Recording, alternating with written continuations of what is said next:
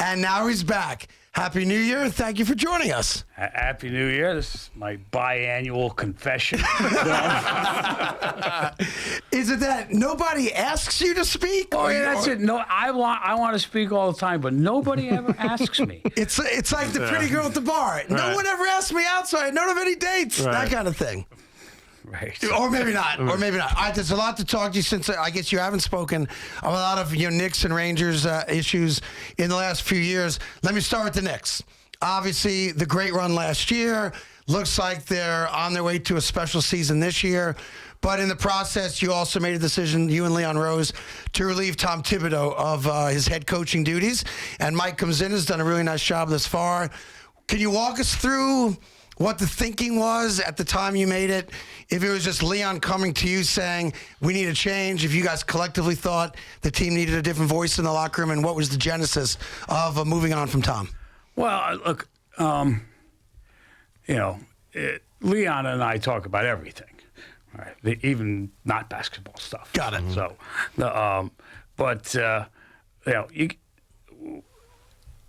the team is really built on the shoulders of Tom Thibodeau, right? He built that core, Sure. right?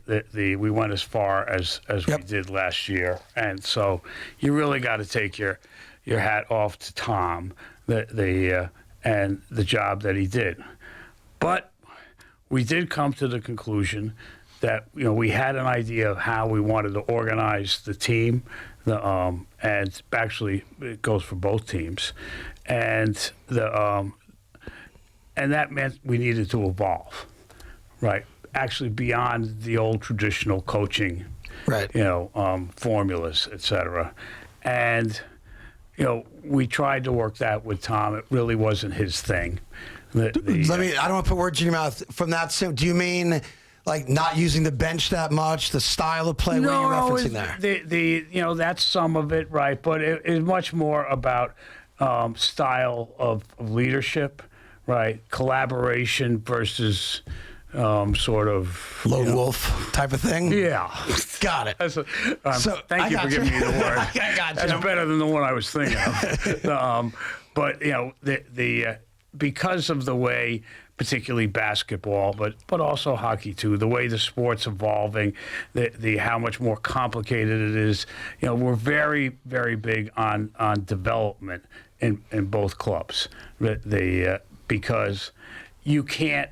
It's not like the old days, like the old Yankees, where you get Reggie Jackson and this guy that put together a team. It's almost impossible to do that in the NBA. You have to home grow, some of your talent, and that also builds up trade currency, et cetera. But it's a development thing. And that's a team of people. There's literally 20 people, right, who are specifically, dedicated to developing the players, to getting their skill levels up, to getting the strategy on the court in, right. So part of that's develop players that become trade pieces, develop players that obviously become valuable depth guys off your bench. Right, and that's important for the development of a franchise, right. And that really, look, Tom liked development, but he didn't really. Well, he's the guy that, he likes playing the veterans. He likes playing the guys that, buy into his system. Right. And guys like that, and he has throughout his career have a shelf life, right? And he got to an Eastern Conference final. You guys collectively had to have felt that while the run was great, and he gets a lot of credit for being a part of the Knick turnaround, that you couldn't win a title with him. That had to be the thinking, right? Or it'd be unlikely that you would.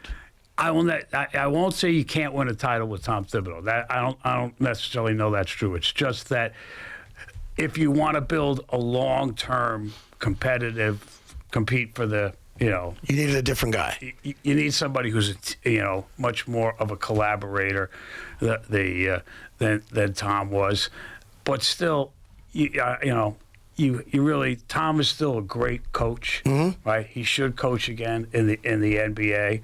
If I had a franchise that I was, just starting with, et cetera, he would be he would be a gold mine to get. And he was like that for us when we first started and he first came in. Sure. He brought discipline, right? He brought strategy. He was the right guy at the right time. Right. He was right. He brought us all that way.